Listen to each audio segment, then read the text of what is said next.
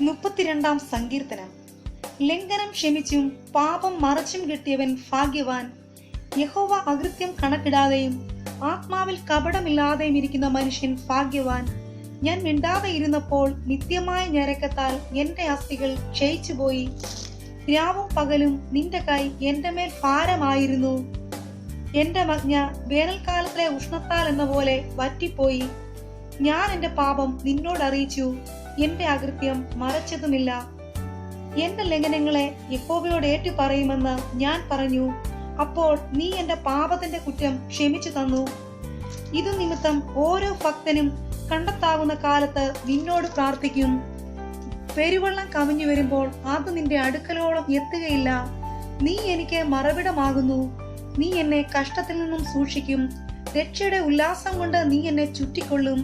ഞാൻ നിന്നെ ഉപദേശിച്ച് നടക്കേണ്ടുന്ന വഴി നിനക്ക് കാണിച്ചു തരും.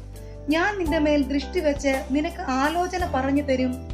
നിങ്ങൾ ബുദ്ധിയില്ലാത്ത കുതിരയെയും കോവർ കഴുതയെയും പോലെ ആകരുത്. അവയുടെ ചമയങ്ങളായ കടിഞ്ഞാണും മുഖപ്പട്ടയും കൊണ്ട് അവയെ അടക്കി വരുന്നു. അല്ലെങ്കിൽ അവ നിനക്ക് സ്വാധീനമാകയില്ല. ദുഷ്ടന് വളരെ വേദനകളുണ്ട്. യഹോവയിൽ ആശ്രയിക്കുന്നവനെയോ ദയ ചുറ്റിക്കൊള്ളും. നീതിമാന്മാരെ, യഹോവയിൽ സന്തോഷിച്ചാനന്ദിപ്പീൻ. ഹൃദയപരവാസികൾ ഏവരുമായുള്ളവരെ ഘോഷിച്ചുല്ലസിപ്പീൻ. ആമേൻ.